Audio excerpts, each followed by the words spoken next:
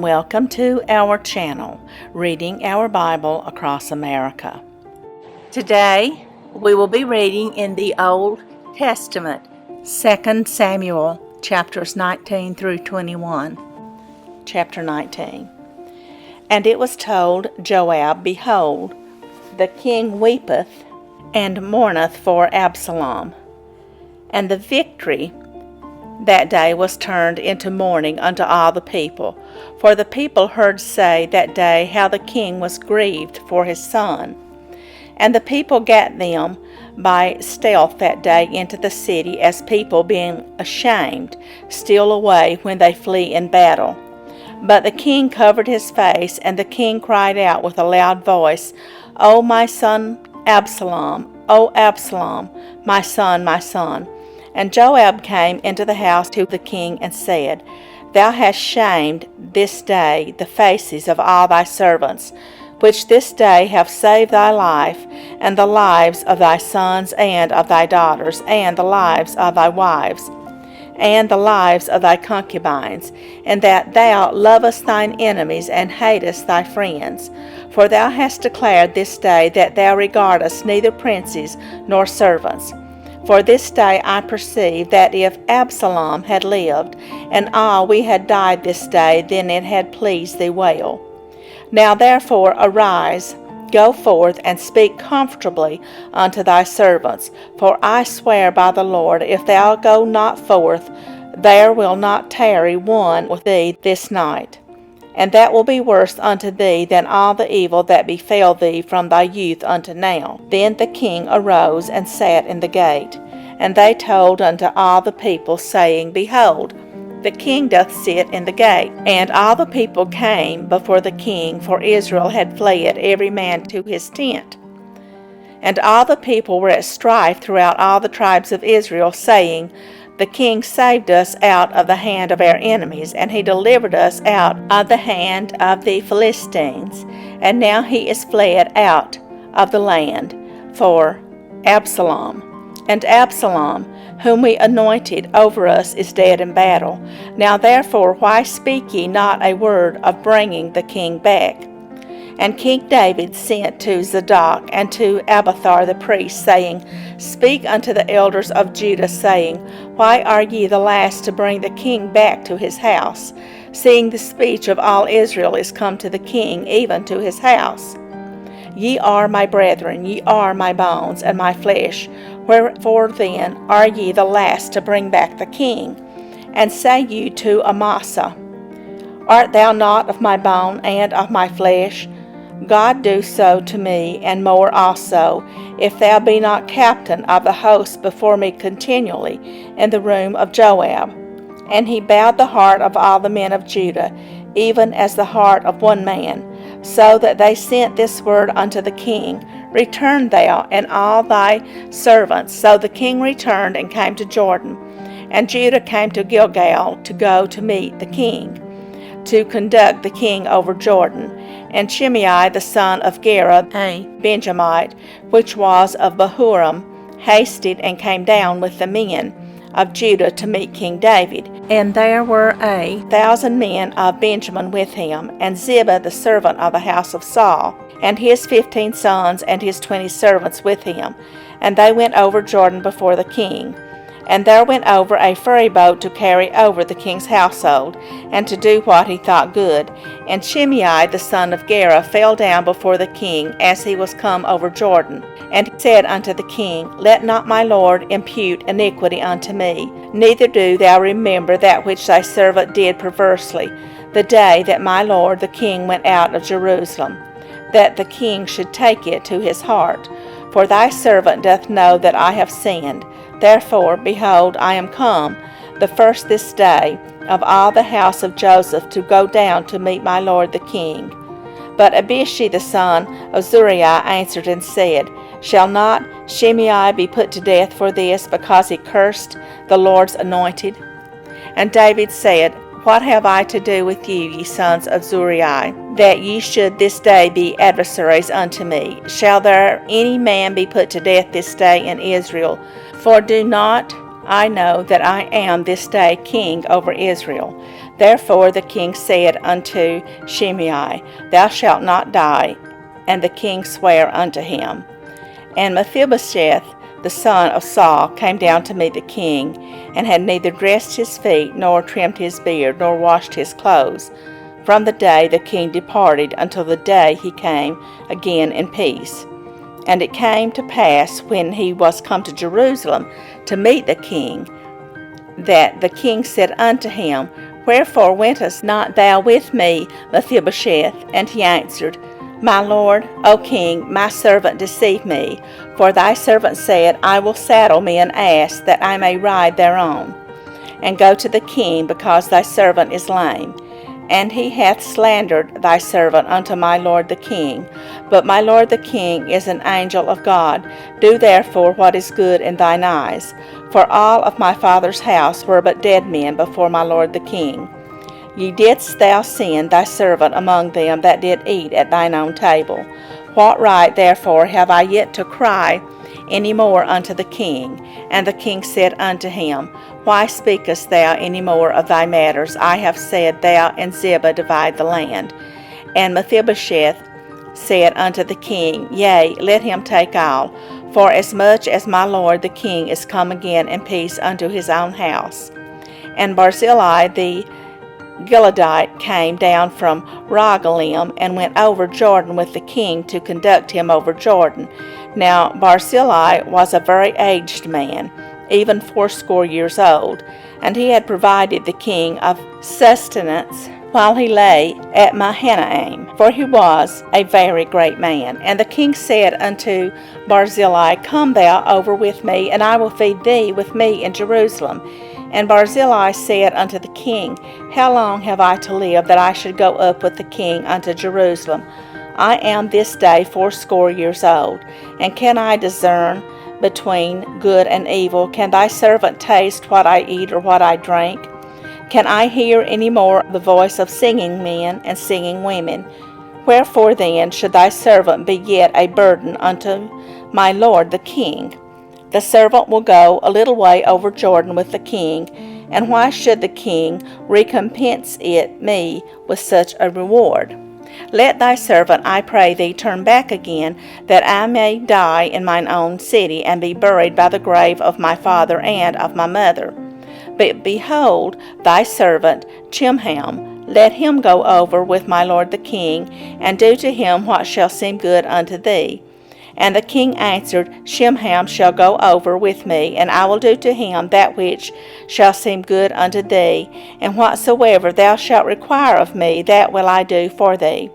And all the people went over Jordan, and when the king was come over, the king kissed Barzillai, and blessed him, and he returned unto his own place. Then the king went to Gilgal, and Chimham went on with him, and all the people of Judah conducted the king, and also half the people of Israel. And behold, all the men of Israel came to the king, and said unto the king, Why have our brethren, the men of Judah, stolen thee away, and have brought the king and his household, and all David's men with him over Jordan? And all the men of Judah answered the men of Israel, Because the king is near of kin to us. Wherefore then be ye angry for this matter? Have we eaten at all of the king's cost, or hath he given us any gift? And the men of Israel answered the men of Judah, and said, We have 10 parts in the king, and we have also more right in David than ye.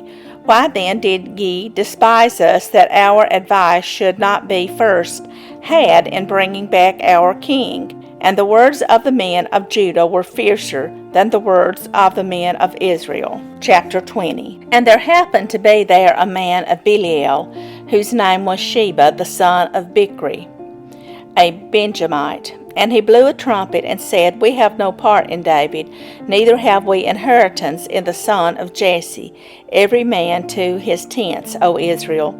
So every man of Israel went up from after David, and followed Sheba the son of Bichri. But the men of Judah clave unto their king from Jordan even to Jerusalem. And David came to his house at Jerusalem, and the king took the 10 women, his concubines, whom he had left to keep the house, and put them in ward, and fed them, but went not in unto them. So they were shut up unto the day of their death, living in widowhood.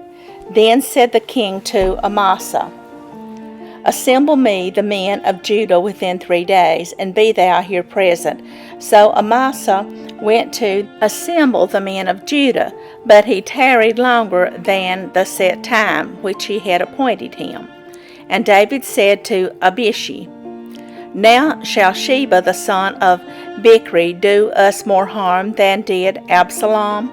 Take thou thy Lord's servants, and pursue after him, lest he get him fenced cities and escape us.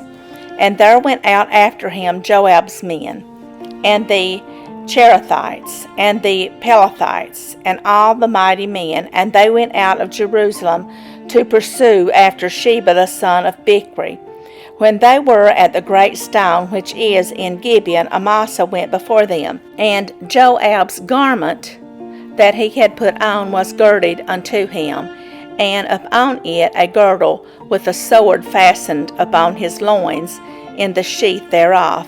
And as he went forth, it fell out. And Joab said to Amasa, Art thou in health, my brother? And Joab took Amasa by the beard with the right hand to kiss him. But Amasa took no heed to the sword that was in Joab's hand. So he smote him therefore in the 5th rib, and shed out his bowels to the ground, and struck him not again, and he died.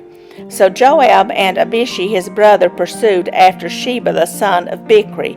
And one of Joab's men stood by him, and said, He that favoreth Joab, and he that is for David, let him go after Joab. And Amasa wallowed in blood in the midst of the highway. And when the man saw that all the people stood still, he removed Amasa out of the highway into the field, and cast a cloth upon him, when he saw that every one that came by him stood still. When he was removed out of the highway, all the people went on after Joab to pursue after Sheba the son of Bichri. And he went through all the tribes of Israel unto Abel, and to Beth-Maachah, and all the Berites. And they were gathered together, and went also after him. And they came and besieged him in Abel of Beth-Maachah. And they cast up a bank against the city, and it stood in the trench. And all the people that were with Joab battered the wall to throw it down. Then cried a wise woman out of the city, Hear, hear, say, I pray you, unto Joab, Come near hither, that I may speak with thee. And when he was come near unto her, the woman said, Art thou Joab? And he answered, I am he. Then she said unto him, Hear the words of thine handmaid. And he answered, I do hear. Then she spake, saying, They were wont to speak in old times, saying, They shall surely ask counsel at Abel. And so they ended the matter. I am one of them that are peaceable and faithful in Israel. Thou seekest to destroy a city and a mother in Israel. Why wilt thou swallow up the inheritance of the Lord? And Joab answered and said, Far be it from me that I should swallow up or destroy. The matter is not so. But a man of Mount Ephraim, Sheba the son of Bichri by name, hath lifted up his hand against the king, even against David. Deliver him only, and I will depart from the city. And the woman said unto Joab, Behold, his head shall be thrown to thee over the wall. Then the woman went unto all the people in her wisdom, and they cut off the head of Sheba the son of Bichri, and cast it out to Joab. And he blew a trumpet, and they retired from the city, every man to his tent. And Joab returned to Jerusalem unto the king. Now Joab was over all the host of Israel, and Benaiah the son of Jehoiada was over the Cherethites and over the Pelethites, and Adoram was over the tribute, and Jehoshaphat the son of Ahilud was recorder, and Sheva was scribe, and Zadok and Abiathar were the priest, and Ira also the Jairite was a chief ruler about David. Chapter 21. Then there was a famine in the days of David 3 years, year after year, and David inquired of the Lord, and the Lord answered, It is for Saul and for his bloody house, because he slew the Gibeonites. And the king called the Gibeonites, and said unto them, Now the Gibeonites were not of the children of Israel, but of the remnant of the Amorites, and the children of Israel had sworn unto them. And Saul sought to slay them in his zeal to the children of Israel and Judah. Wherefore David said unto the Gibeonites, What shall I do for you? And wherewith shall I make the atonement, that ye may bless the inheritance of the Lord? And the Gibeonites said unto him, We will have no silver nor gold of Saul, nor of his house, neither for us shalt thou kill any man in Israel. And he said, What ye shall say, that will I do for you. And they answered the king, The man that consumed us, and that devised against us, that we should be destroyed from remaining in any of the coast of Israel, let 7 men of his sons be delivered unto us, and we will hang them up unto the Lord in Gibeah of Saul, whom the Lord did choose. And the king said, I will give them. But the king spared Mephibosheth, the son of Jonathan, the son of Saul, because of the Lord's oath that was between them, between David and Jonathan, the son of Saul. But the king took the 2 sons of Rizpah, the daughter of Ai, whom she bare unto Saul, Armoni and Mephibosheth, and the 5 sons of Michal, the daughter of Saul, whom she brought up for Adriel, the son of Barzillai, the Mahalathite. And he delivered them into the hands of the Gibeonites, and they hanged them in the hill before the Lord, and they fell all 7 together, and were put to death in the days of harvest, in the first days in the beginning of barley harvest. And Rizpah, the daughter of Ai, took sackcloth and spread it for her upon the rock from the beginning of harvest until water dropped upon them out of heaven, and suffered neither the birds of the air to rest on them by day, nor the beasts of the field by night. And it was told David what Rizpah, the daughter of Ai, the concubine of Saul, had done. And David went and took the bones of Saul and the bones of Jonathan his son from the men of Jabesh-Gilead, which had stolen them from the street of Bethshan, where the Philistines had hanged them, when the Philistines had slain Saul in Gilboa. And he brought up from thence the bones of Saul and the bones of Jonathan his son. And they gathered the bones of them that were hanged, and the bones of Saul and Jonathan his son buried they in the country of Benjamin in Zelah, in the sepulchre of Kish his father. And they performed all that the king commanded. And after that God was entreated for the land. Moreover, the Philistines had yet war again with Israel. And David went down, and his servants with him, and fought against the Philistines. And David waxed faint, and Ishbi-benob, which was of the sons of the giant, the weight of whose spear weighed 300 shekels of brass in weight, he, being girded with a new sword, thought to have slain David. But Abishai the son of Zeruiah succored him, and smote the Philistine, and killed him. Then the men of David sware unto him, saying, Thou shalt go no more out with us to battle, that thou quench not the light of Israel. And it came to pass after this, that there was again a battle with the Philistines at Gob. Then Sibbecai the Hushathite slew Saph, which was of the sons of the giant. And there was again a battle in Gob with the Philistines, where Elhanan the son of Jariel-regim, a Bethlehemite, slew the brother of Goliath the Gittite, the staff of whose spear was like a weaver's beam. And there was yet a battle in Gath, where was a man of great stature, that had on every hand 6 fingers, and on every foot 6 toes, 24 in number, and he also was born to the giant. And when he defied Israel, Jonathan the son of Shimea, the brother of David, slew him. These 4 were born to the giant in Gath, and fell by the hand of David and by the hand of his servants. Thank you for joining us today, and we hope you will join us again tomorrow. Please don't forget to hit the like button and subscribe. Also, leave us some comments. May God bless you and your family. Bye, friends.